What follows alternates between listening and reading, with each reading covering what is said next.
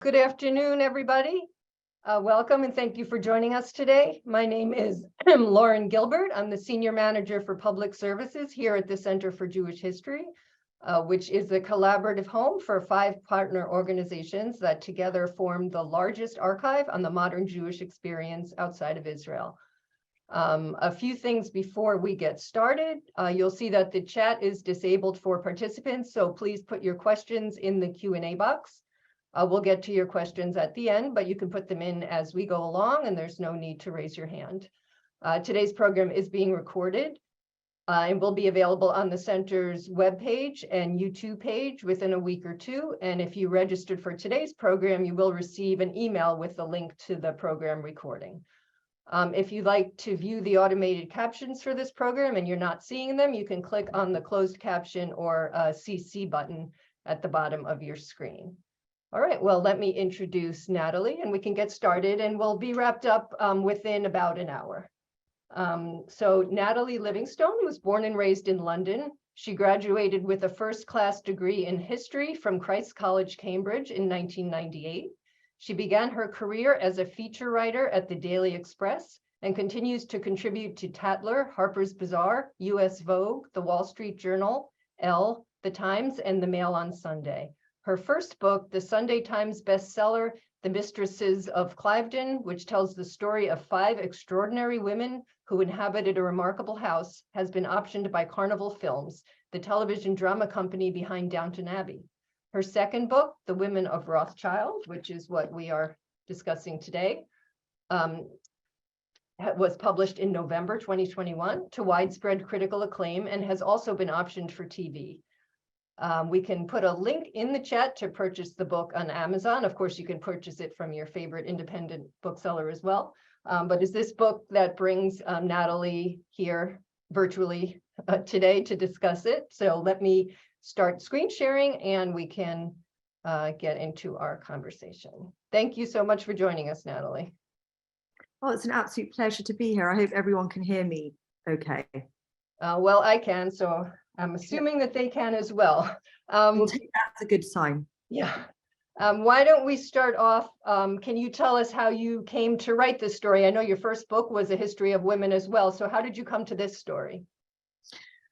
Well, I was absolutely fascinated by reclaiming these stories that hadn't been told before, and it really became something of a passion for me. And my first book was about the stories of 5 women from Cliveden in the UK. And this book really captured my twin passions of the study of female history and the study of Jewish history. And it became a journey of passion and discovery. And I can go on about the sources that I first came to that really ignited my interest. If you want me to. Well, yes, as a librarian, I always start these conversations with asking about the research process, because I know I think in your introduction to the book, you talk about how they wrote endless letters. So can you tell us how you actually found the sources and where you went? Well, Charlotte Rothschild wrote, "We Rothschilds are inveterate scribblers," but I had no idea what the project, just how much it was. An article that really my interest was an article written by Miriam Rothschild, and it was written in 1994 for an exhibition in Frankfurt to mark 200 years since the birth of the founding father of the Rothschild dynasty, Meyer Amschel Rothschild. And in this article, Miriam speaks about the women of her family, and she says 2 very interesting things. First of all, she cites Naomi Shepherd, the Jewish historian and writer, who says that in the whole story of Jewish literature, women are a footnote in Jewish history, which I found fascinating. And Miriam said nothing could be more true than for her own family, in which the women formed a parallel, separate little world. And I was absolutely intrigued by what this parallel, separate little world was. And all of a sudden, years of history that I'd assumed that I knew about and stories that I assumed were true were just blown wide open to me. And it enabled me to look at the history of Judaism and specifically of this family in a completely different way. And so began my journey of discovery, which started in Frankfurt, where the family began, originally in the Frankfurt ghetto. Oh, well, that brings us to our next slide. Can you talk about the ghetto in Frankfurt, where the family originated? Yes, absolutely. I mean, it's hard to imagine it now because the name Rothschild is synonymous with such wealth and great houses and beautiful marbled hallways and fine wine and exquisite art. But actually, the origins of the family were far more prosaic than that. The family were born into the Frankfurt ghetto, which was really the most horrendous cradle for anyone to be born in. It was dark, it was crowded. Since 1462, the Jews of Frankfurt had been confined to a strip of land, a very narrow strip of land that curved along the edge of the city's eastern fortifications.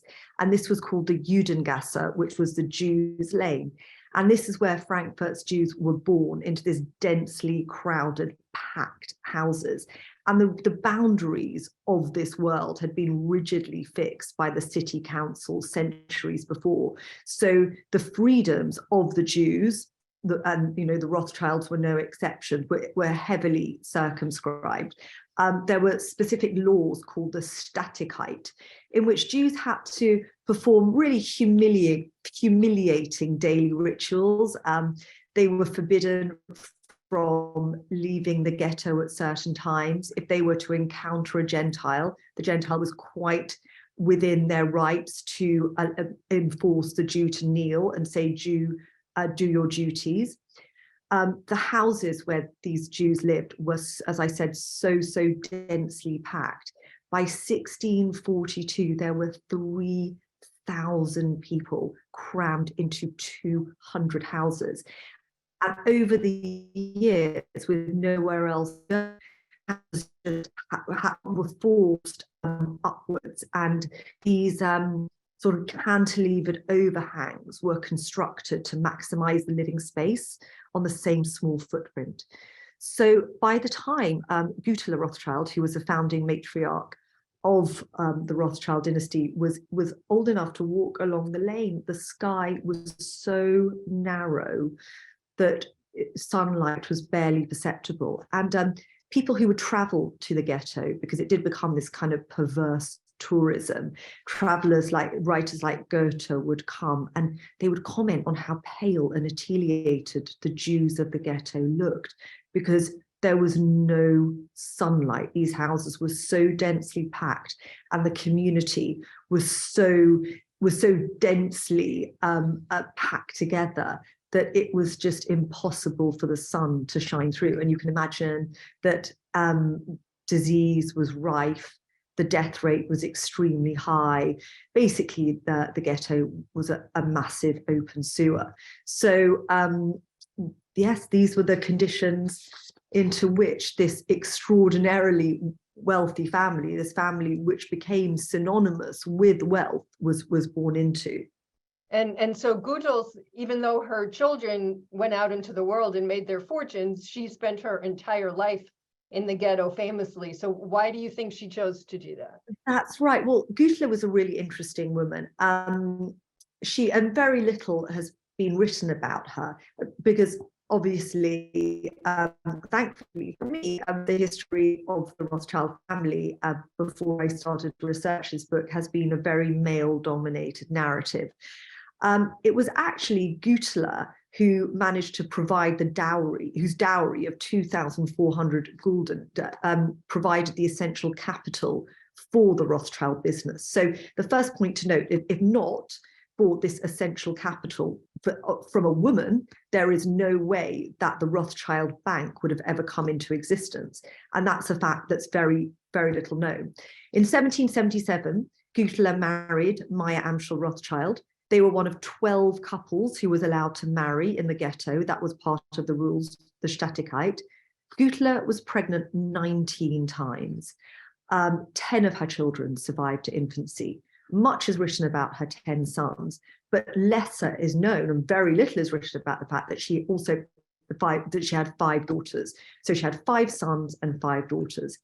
And when the Rothschild Bank went into ascendancy, it was decided that Maya Anschel and Güttler would send their 5 sons like 5 arrows to different cities of Europe in which to consolidate and continue and build on the bank's success. So she went from having this incredibly full nest of these 10 children who she had to feed, educate, and really teach the everyday workings of a bank. She really left, she sent them off, and she tried to be incredibly brave. We've got very few actual sources about Güttler, but the couple of ones that we have are incredibly poignant, and they speak of Güttler sitting at her kitchen table and crying because she missed her children so much.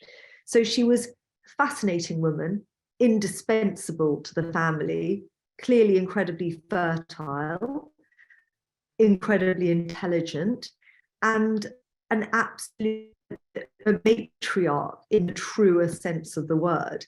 And yet very little, when it comes to the history of the Rothschild family, Maya Anschel is the rock star of the family, and very little, apart from the fact that Güttler had a very productive womb, is known about her. And I hope this book tries to rectify the balance. And before we move on from Güttler and the ghetto, can you just tell people who might not know where the name Rothschild comes from? Well, it's really interesting. In the ghetto, the houses were numbered, and the names of the family were based on the names of the houses. So the houses had specific names. So Rothschild means red shield. So their family originated from the house of the red shield. Güttler was brought up in a house called an Euler, which was owl, and so on. Okay. She chose never to leave the ghetto, even when she could have, correctly. Yes, and that's a very interesting decision. And a lot of historians have debated about why this was. In my opinion, I don't think Güttler could quite believe her luck. I don't think she believed, she could quite understand that from these horrendously squalid and depraved conditions that her family had risen to this global eminence, and she felt there was a sense of superstition. So if she was to leave this house, if she was to leave the tiny little house in which she'd given birth to all these children, that perhaps their fate would be reversed and their fortunes would plummet. So I think there was this tenacious desire to stick to the house, which was the cradle of this extraordinary family. So her children all went out into the world, and they sort of developed this persistent tradition of cousin marriage among the family. Can you talk a little bit about that and the reasons for it, and were any of those actually love matches? Well, yes, I mean, it's very difficult to understand the concept of cousin marriage from where we're now in just at the end of 2022. It was very important. The most important thing for the Rothschild family was the integrity of the bank, the integrity of the business. And the only way that they could think of doing this was to encourage endogamous matches. So cousin marriage was very much seen as de rigueur. And it was very much a lottery. There were some cousins who felt like, for example, Charlotte and Lionel, who had a great affinity to each other. And there were other cousins who had less happy marriages, but it was seen as really fulfilling one's dynastic duty in order to marry a cousin. And also there was this sense of snobbery that only a Rothschild was good enough for a Rothschild.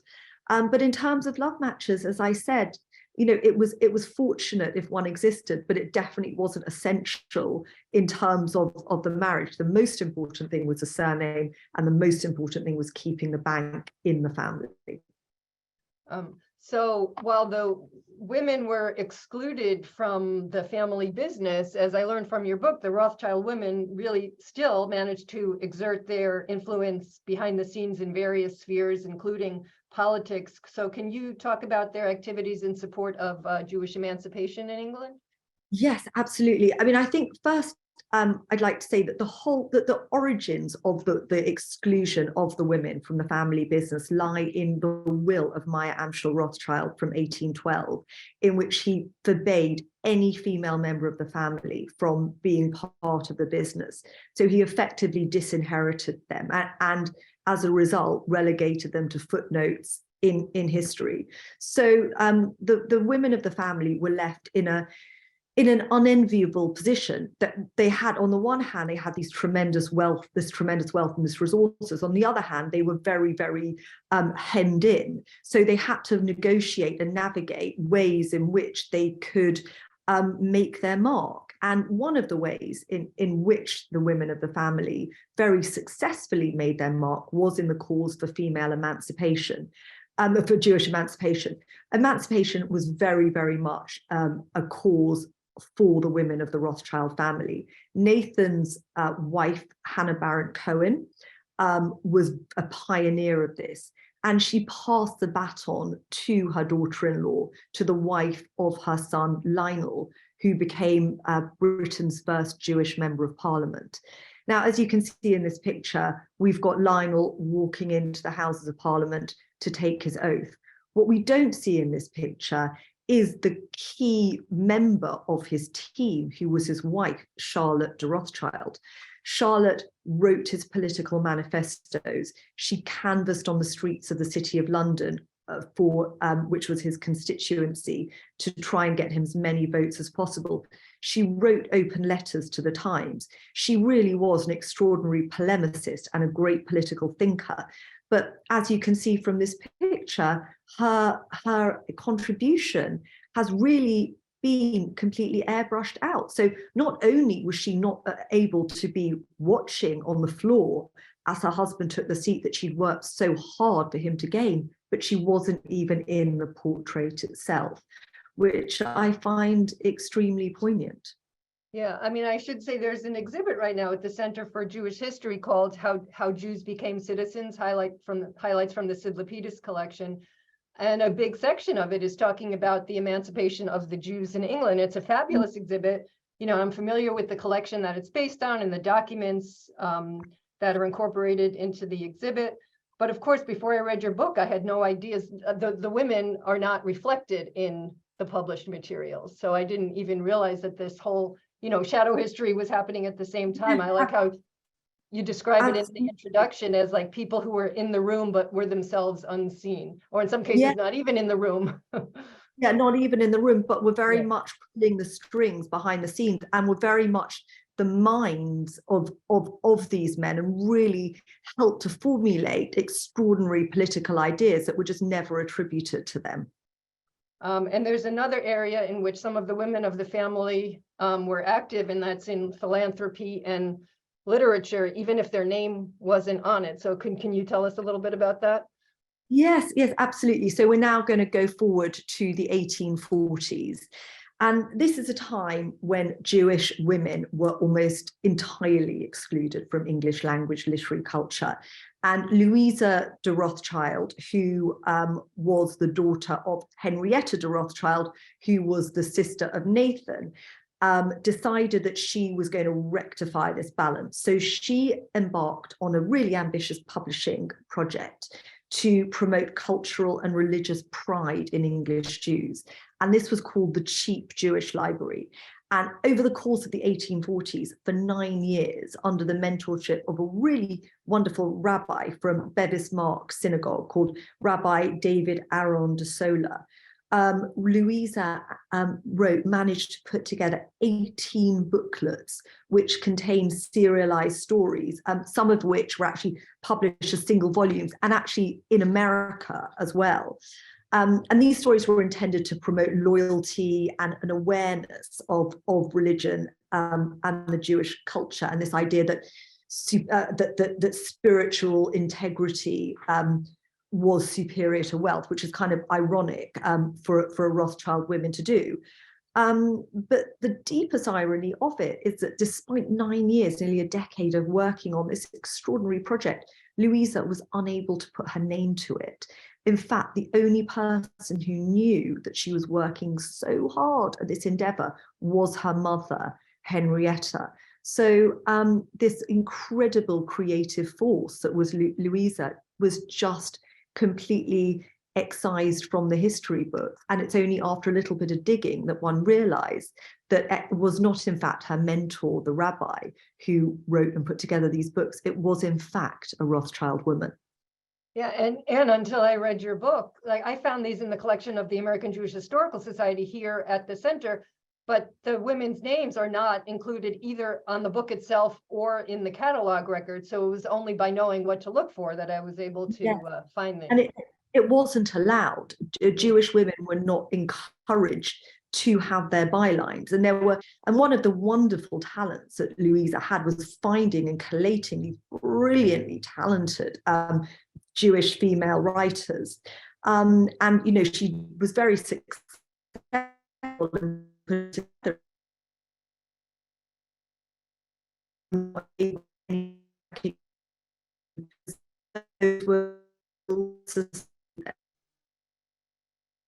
you're kind of coming in and out, Natalie. Am I? Can you hear me now? I can hear you again. Yep. Okay. So moving on a little bit, something we really get from your book is just how incredibly famous they were in their day. I mean, was that just because of their wealth? So, and can you describe the tenor of the media coverage of their comings and goings and that kind of thing?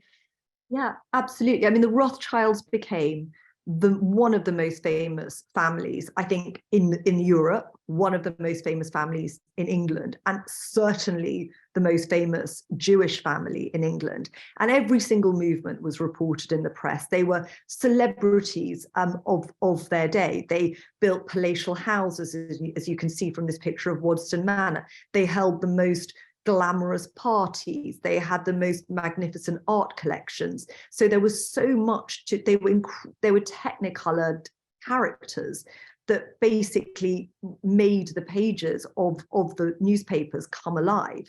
And of course, you know, then as is now, you know, the lifestyle of incredibly wealthy, famous people sells newspapers, and the Rothschilds were certainly fodder for this. So any editor worth their weight would know that if they wrote about the Rothschilds, their newspaper would be popular. So at some point, some of the daughters started marrying out of the Jewish faith. Can you talk about that and the reaction of the family? Yes, I mean, I guess it was inevitable, but then history always seems inevitable when you look back on it. And in fact, the first the first woman who decided to marry out of the family was in fact the daughter of Hannah and Nathan. So it was very, very early on, and she was the sister of Lionel. Her name was Hannah Meyer, and she was the fifth daughter of Hannah Barrett Cohen and Nathan. And the way that these Rothschild children had been brought up was in an incredibly accultured environment. Their mother Hannah was determined for them to blend into English high society. And she did this job so well that actually Hannah, in particular, Hannah Meyer, found that she had nothing in common with her German Rothschild relatives. And in fact, she had a lot more to say to English aristocrats than she did to her Jewish, you know, her fellow Rothschild family. So when she met a dashing aristocrat and politician, Henry Fitzroy, she fell in love, and she had to make the very difficult decision to renounce her Judaism, convert to Christianity. And as you can see, on April the 29th, 1839, she stepped into the houses of St. George's Church in Hanover Square, and Hannah Meyer Rothschild became Hannah Fitzroy. Hannah Meyer Rothschild, the Jewess, became Hannah Fitzroy, the Christian, and so turned her back on her Jewish heritage, much to the utter fury of the men in the family, who were absolutely incandescent with rage about this betrayal. I think what they saw as a betrayal, I think, as is typical of women now, you know, as has been throughout the centuries, women are far more understanding, and they they really got to grips with the fact that Hannah Meyer wasn't doing anything sinister or nefarious. She simply was guilty of the crime of falling in love. And the women of the family came slowly to embrace her, but she was always shunned by the men of the family. And as a result, she had a very hard, difficult life. And we have some examples of others, I think, as well. Was this her daughter? This was her daughter, who is a fascinating character in her own right and really merits a biography of her own. Hannah had 2 children. Her son, unfortunately, died in a riding accident. And that was almost seen, when this happened, Hannah very much felt that it was some kind of divine retribution for turning her back on Judaism. Her daughter, Caroline Blanche, who was known as Blanche, was born into very difficult circumstances because she was neither a Christian and she wasn't a Jew. So it was very, very difficult for her to find her place. Where actually Blanche did find her place was in the art scene, and she was an incredibly talented poet and artist. And in fact, she founded and funded an incredible gallery called the Grosvenor Gallery, which was a rival to the Royal Academy. And along with her husband, Toots Lindsay, in the late 1870s and 1880s, we are now, they built this unbelievable gallery in which paintings artists were viewed in a different way. And Blanche decided that she wanted to hang the pictures in a very different way from the way that pictures were hung traditionally. And this really changed the perception of how art was viewed. So the way that when we go into a gallery now, we go into an exhibition and the paintings are hung nice and neatly on the wall next to each other. That's actually Blanche's brilliant idea, because before that they were all hung on the ceiling and there was very little space in between each work. So she was a real visionary and a real pioneer. And she set up these fabulous artistic and literary salons on a Sunday, which were really famous, known as her Sunday salons. And she had all sorts of people who came along, from the Prince of Wales to George Eliot to Oscar Wilde. So she was a true trailblazer. And again, it's a travesty that she's been written out of the artistic canon. And I think we have some other daughters of the family who married into English aristocracy. Mm-hmm. So here we have Hannah Primrose, Countess of Rosebery, who actually married Archibald Primrose, who became he became Prime Minister. And she funded his campaign. She was at the head. She spearheaded his campaign. She really made her and her husband the epicenter of liberalism, social liberalism in London. And she was devoted to the cause of politics, far less so. And politics really became her religion rather than Judaism. And this one as well. Yeah, so Connie Constance Flower was a really passionate political campaigner. She was perhaps one of the most philanthropic members of the Rothschild family. She did extensive work for Jewish prostitutes, rescue and prevention, prison work. She was the head of the National Union of Working Women, quite an extraordinary woman. She also married fell in love and married a politician called Cyril Flower, who she wrote in her diary was an incredibly beautiful man. And she couldn't work out really at the time why he enjoyed the company of so many other beautiful young men. And unfortunately, it came to her slowly and painfully that she'd actually married someone who was gay. So the kind of love that she wanted from her husband, she was never able to have. And again, it's such a sad story, which is really quite typical of a lot of the Rothschild women. They have so much and they could give so much, but there was so much inherent tragedy in their lives. And although Cyril and Connie had deep regard for each other, it was impossible to sustain a marriage on that basis. And you can see some really painful writings in her diary, and some of her most had deepest thoughts, which were very, very sad. And you know, you can see in the bits of her diary where she really finds it overwhelming because she just scribbles them out in thick black ink because she couldn't even bear to look at herself, let alone anyone else, to see just how miserable and lonely she was. So obviously the 20th century Rothschild women had different opportunities and choices than some of their predecessors.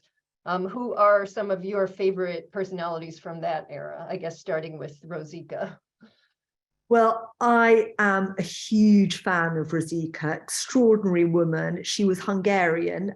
She married relatively late. She was in her late 30s when she got married to Charles Rothschild. So that meant she had a very colourful, she was able to have a life before her marriage, unlike a lot of Rothschild women who married in their teens. Rosika was a fascinating woman, fiercely intellectual, fiercely bright, mad fan of Proust. She was also a near professional tennis player, and she actually brought the overarm serve to Hungarian women's tennis and actually used this to win the championship. She was also a near professional ice skater as well, so she was very, very proficient. But for me, one of the most interesting things about Rosika is she had a profound sense of her political destiny and was fascinated by politics, and was really was a deep Zionist thinker. And in fact, if not for Rosika, there is very little chance that Chaim Weizmann would have got to know the male members of the Rothschild family, and therefore she, not so indirectly, is responsible for the Balfour Declaration. And some of her children became known for very different types of activities. You want to talk a little bit about, this is Nika, right? Yes, this is Nika. I don't think there are siblings more fascinating or colourful than these Rothschild children. So in front of us we have Baroness Kathleen Annie Pannonica, who was known as Nika. Nika was a fascinating woman, Rosika's daughter, brought up as a traditional Rothschild girl. She married in a very conventional way, but on her 40th birthday, she listened to a record from a jazz musician called Thelonious Monk, who's pictured here. And she had this wild epiphany. And she realized that her calling was to be a patron of the jazz scene. So she left her husband, Jules, and her 4 children, and she decamped to America. And she became the queen of jazz in America. She looked after Thelonious Monk for most of his life. She became his support, his stability, his patron, and she lived in various hotels. She had a wild, crazy time. She loved a party. She loved a drink. Eventually, she ended up living in a house with 106 cats. So she really was an extraordinarily crazy, colourful, and just wildly eccentric woman who paved her own way and lived life according to her rules and was totally unashamed about it, which I think is unbelievably inspiring. And her sister Miriam was very notable in her own right, correct? Absolutely. So if Nika was the jazz baroness, Miriam was known as the Queen of Fleas. Miriam was a self-educated scientist. She taught herself actually how to be a scientist by enrolling in night courses in Polytechnic. Her passion, her obsession was the flea, the humble flea, and her big scientific discovery was that she was able to understand why a flea was able to jump, and she understood that it needed 140 Gs to accelerate, which was 20 times that of a space rocket re-entering the Earth. So she was absolutely passionate about fleas, but that was only one string to Miriam's extraordinary bow. Miriam was an ecologist far before her time, far before there was Stella McCartney or anyone was banging the drum for vegetarianism. There was Miriam Rothschild. She refused to wear any leather. In fact, she wore Wellington boots to go to Buckingham Palace. She was very, very incredibly passionate about environmentalism. She was a huge advocate for treating animals in a humane way. And she also was responsible, she helped contribute to the 1952 Wolfenden Report, in which homosexuality was decriminalized. So Miriam was a true polymath in the very, very sense of the word. I mean, there was really no area that we talk about today that Miriam wasn't a true pioneer and trailblazer in.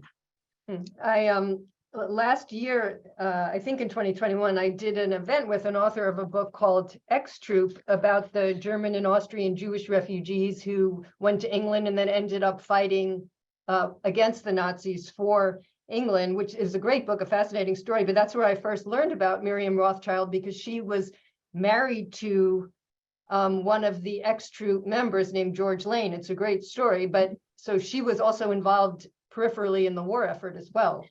Yeah, not only that, she worked at Bletchley Park as a decoder during the Second World War. I mean, there are no end to these women's talents. And actually, for a self-educated scientist, at the end of her life, she had 8 honorary doctorates, which is quite an extraordinary achievement.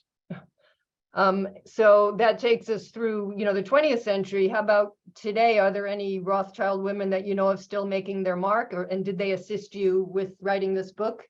Yeah, I mean, I think if there's one Rothschild woman who really embodies the spirit of all of her predecessors, it really is Hannah Rothschild, because Hannah now runs the bank. So she was the first Rothschild woman since 1812 to really be at the forefront of the bank.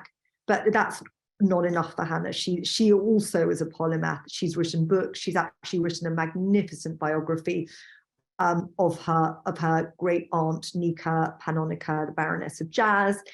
She's hugely involved in the art scene. She's a filmmaker.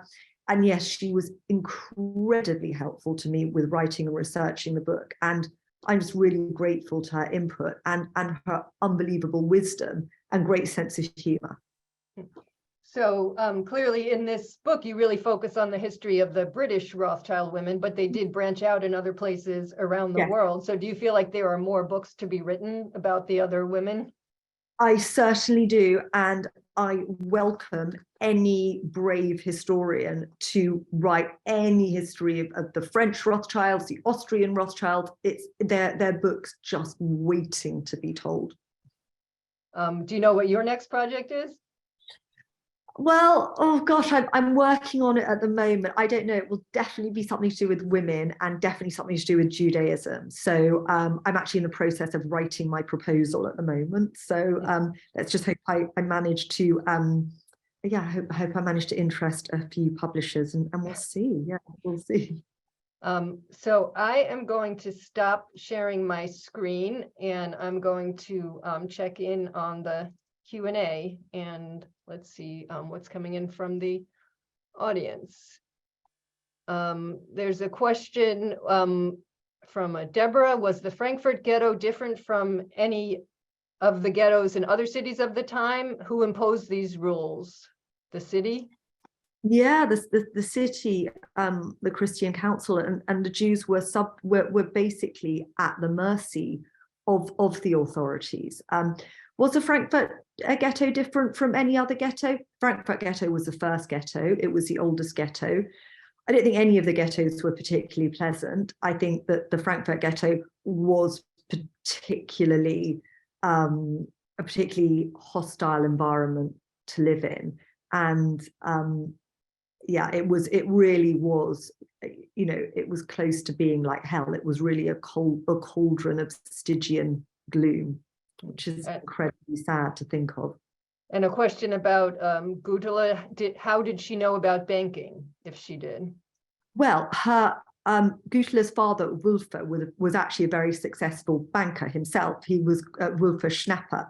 So she actually learned about banking and learned about the paraphernalia of a banking house from her childhood. So in fact, she was better educated about it than her husband. So in fact, if anything, she was guiding him rather than the reverse. As a comment about the book, The First Mrs. Rothschild, with a nod to the book, The First Mrs. Rothschild, which may be a bit romanticized, it sounds like she was able to prescribe the future for the intermarriage pedigree collapse that ensued. Meyer had said that his sons must marry into the premier banking families. Can you comment on that, as that seems to be one of the first mandates that was dropped? Yes, I mean, absolutely. I think I mentioned that in the will of 1812, Meyer Amschel Rothschild was specific in that the family must stay together. You know, the motto of the family is Integritas Concordias, which is, they believe in loyalty, sticking together. But I think unfortunate, and that was very much central to the Rothschilds' DNA. But obviously over time, this became eroded, and because the families were so acculturated, because the families knew how important it was to fit in with their host nations and the Christian elites, obviously over time it was impossible for this unity to withstand the force of cultural change. Here's a question. We didn't really touch on the anti-Semitism that they faced. The comment is, there must have been many unpleasant, vicious comments about ostentatious Jews, both verbally in upper-class Christian society as well as in the press. Did you do any investigation of that? Yes, I did, and it's incredibly painful and upsetting. Charlotte Rothschild, when she was campaigning for her husband to get his seat in Parliament, spoke of the envy, the hatred, and intolerance that she experienced. Anti-Semitic talk was part of the vernacular. Someone in Parliament, it was quite common to introduce someone in Parliament as a fine Jew hater. Even Queen Victoria herself, in her diaries, said that she would really not want a Jew to be a peer. She referred to Jewesses as round-eyed and hooked noses. And this was just something that was part of the fabric of society. But then, of course, there's the background of vicious pogroms. And then we go into the 20th century with the horrors of the Holocaust. So anti-Semitism absolutely is a leitmotif of the history of the family. And I think the family, because of their wealth and because of their status, were always subject to really vicious anti-Semitic attacks. And I think that's still the case today. And it's I think it's a tragedy of being a Jew. This is a question about the name. Why do some people have the name de Rothschild and others just Rothschild? Well, that's just a matter of choice. So when the Rothschilds were conferred their barony in 1822, they were given the choice of having the particle von or de in front of their name. So the French decided to have de, the Germans decided to have von, and Nathan Rothschild, who was incredibly unpretentious and didn't like any of those kind of grand titles, just said, no, I just want to be Rothschild. This is a question about the catalog entry for the Cheap Jewish Library. Has it been updated to add Louisa and Charlotte's names? That's an excellent question. Not yet. Not yet. That's an excellent question, but at least they've been written into the history books now. But yeah, that is an excellent question and a great idea. Yes. And two questions about the interfaith marriages. Did the women in the interfaith marriages have a choice on whether to convert before the marriage, or was conversion required? And then a question about whether the family accepted the women who married out of the faith eventually, and was the wealth of the family shared? Okay, good points. I mean, there was no choice. I think once a Jewish woman decided that she wanted to marry a Christian, it was either give him up or convert. So there was no middle ground. And I think ultimately, yes, there was some acceptance because it became more and more common, and the family became less and less orthodox as time went on. And yes, you know, the wealth of the family did remain intact. And so, yeah, ultimately, the rules of the will were not adhered to strictly. But I don't actually think it did the family any harm in the end. There's a question about Amschel, who was the patriarch of the family. Did he visit his sons? My Amschel, oh no, he was stuck in the ghetto, definitely not. But the sons used to write back to him often, and they used to send Gutala, you know, their mum, jewelry back through the post system and through the postal system, and beautiful lace caps that she loved wearing. But no, by the time they went away, my Amschel was infirmed, he was old, and I think the idea of leaving the ghetto was a complete anathema to him. I don't think he possibly could have left the ghetto, let alone Germany. There's a question about their interaction with the Warburgs, if there was. I'm not familiar with that. I mean, I'm sure that this is in America now, I imagine. I mean, I haven't read very much, but I could have missed a huge chunk of research. So I'd love to learn more about that if possible. Do you know if any of the women interacted with George Eliot? Do I know if any of the women? Well, I know that Eliot. I need to actually check back on my notes. I think there is some interaction. She wasn't one of the writers in the Rothschild circle. The main Charlotte Rothschild was the muse for Benjamin Disraeli, who wrote 3 novels about her. In his Young England series, Charlotte was the inspiration for the heroine Eva Bessos. And but no, I haven't seen very much about that. But again, there's so much information. You know, as I said, Charlotte Rothschild said, you know, we Rothschilds are inveterate scribblers. So I'm sure there is something there, and I'd love to find out.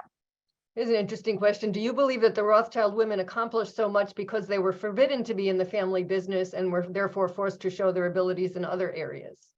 Yeah, I think that's an amazing question. I think that's a really, really perceptive point. And I think, yes, they absolutely didn't have a choice. They weren't given a choice. But I also think, you know, let's not take it away from them. They also could have sat on their laurels and done very little, and, you know, plaited their hair and gone out to lovely parties. They didn't have to make the extraordinary contribution that they made. I did ask at the beginning about the research you did, but here's a more specific question. Can you talk about the sources and where they are located? Yes, so there's loads of sources everywhere. The beginning of the journey started in Frankfurt. So there's a wonderful museum called the Jewish Museum in Frankfurt, which has a lot of material. There are lots of exhibits. If anyone ever goes to Frankfurt, it's highly worth having a look at. It's actually in the site that the ghetto was. They have models of the house that the Rothschilds grew up in. It was called the Grundschild. That's amazing to see that. And then in the UK, the Rothschild have 2 main archives. One is called the Rothschild Archives in London, which is a repository for many letters. And the second archive is the archive at Waddesdon in Windmill Hill, which also has another wonderful collection of letters. I found unexpected letters and diaries in the British libraries. In fact, Constance Rothschild, who I mentioned before, I didn't actually realize that she had any diaries until I discovered them in the archive of her husband, Cyril Flower. So that was one of the wonderful, unexpected elements of research. I didn't expect to find these fantastic sources. So they are scattered all over the country. There's obviously some in New York about Nika. Miriam is in the Natural History Museum. I mean, the sources are far and wide. The archives are far and wide. A question, are the Rothschilds still Jewish? Well, I think you'll have to, I think that's not a question for me to answer, and that's definitely a question for each and every one of the Rothschilds today to answer. I mean, I'm not equipped to answer that question. Another question about the relationship with the Montefiore, because they did marry into that family. Can you talk a little bit about that? Yes, I mean, there was a point at which the Rothschilds and the Montefiores were incredibly close. And then Henrietta, who was Nathan's sister, who married Abraham Montefiore, was a really feisty woman. And she was pushing her husband, Abraham, to do all these business enterprises. And this resulted in a massive family row. So unfortunately, the Rothschilds and the Montefiores had an almighty fallout. There's a question about Gutula's dowry. If her dowry contributed to the business, when and how did dowries provide for Rothschild women's independence? Well, that's a really good point. I mean, yes, dowries could, well, first of all, Gutula's dowry did contribute to the family business. So she didn't use it for her independent wealth. She was very much, I don't know whether it was probably expected for her to contribute to the family business. And in terms of the dowries forming personal wealth, absolutely in subsequent generations, but they were not allowed to participate in the family business. And that was a hard and fast rule that was enshrined in family law. So I'm sure Gutula knew Yiddish, but there's a question about, did you come across other women that knew Yiddish? And this person is saying that the Rothschild brothers corresponded in Yiddish to stop other people from understanding. I don't know. Yeah. Well, actually, in the Frankfurt ghetto, they spoke a language called Judendeutsch, which is actually not quite Yiddish. It's similar to Yiddish. And absolutely, the Rothschilds would communicate in Judendeutsch and Yiddish sometimes because no one else knew it. And you're absolutely right.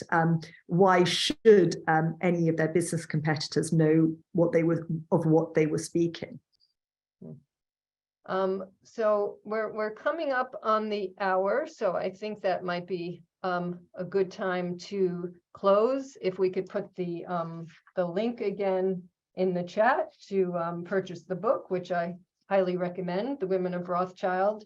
And thank you so much for joining us, Natalie. Oh, thank you. I hope that was useful. And if anyone, please, keep on researching these amazing women. There's so much more to go. All right. Thank you so much. Thank you. Take care.